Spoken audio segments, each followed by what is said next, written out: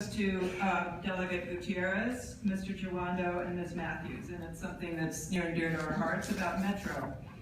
What steps would you take in Congress to help Metro deal with the problems that the system is experiencing now? Oh my goodness.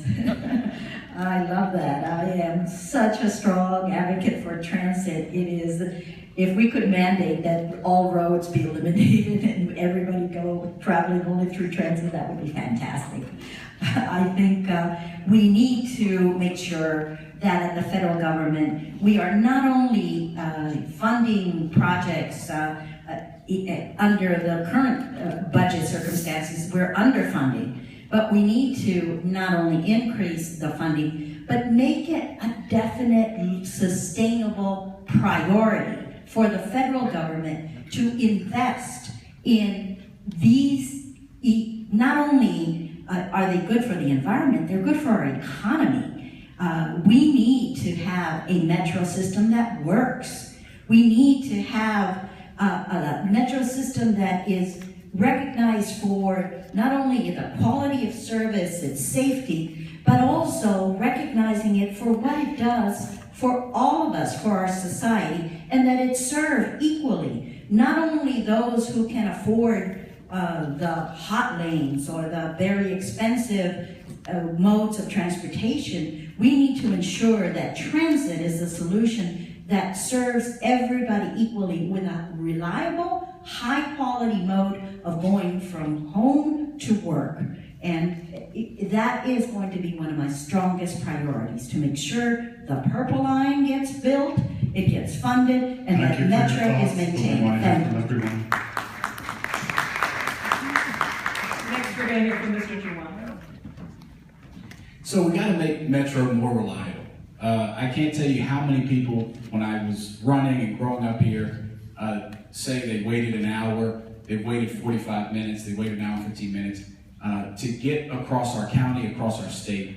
And that's due to a number of things. Mismanagement. Anna talked about the need to treat this as an investment, not something that we need to beg for funding for. Just increase us 0.5% each year. We need to invest in public transportation, and Metro is a part of that, as if our lives depended on it, because they do. We have a growing population here in this community that's more diverse, more low income, and that is more reliant on public transportation. If we don't make that investment, we're going to pay for it. We already are paying for it. We're going to pay for it in 10, 15, 20 years. So we have to shift those things. The other thing we need to do is we need to have a big infrastructure project in this country. You know, one of the things that I'll focus on as a member of Congress is that we need to make sure the infrastructure bank is fully up, and we support it and increase the funding for that so that we can do things like this. So it's not, we don't have to do these questionable public-private partnerships where we have to give away something and we have to cut environmental and labor standards because we can't find the money. This is a part of infrastructure that needs to be supported because it's critical to not only our environment, but for the people to travel that are coming up and where the growth is in our area. So I think it's critical.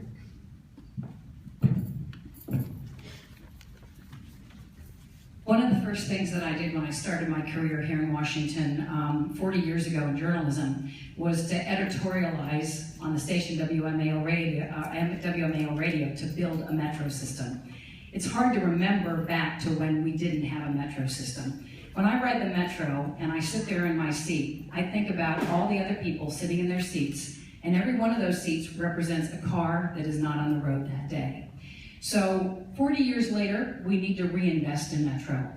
It's at a critical point where the capital investment needs to be done. And so in Congress, that would be a priority for me. Additionally, we need to invest in Amtrak. Amtrak is a major resource for Washington, connecting us in the Northeast Corridor. It is a travesty to see what is happening to our tracks, to those trains.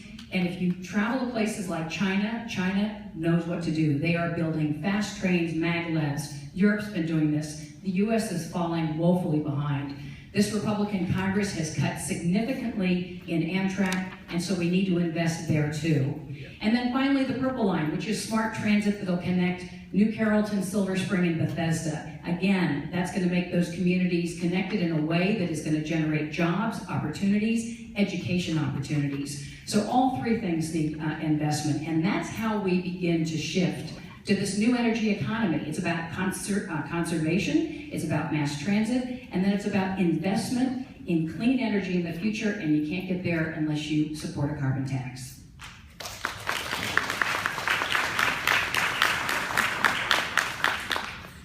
Thanks again for those great responses. We're on to our next question.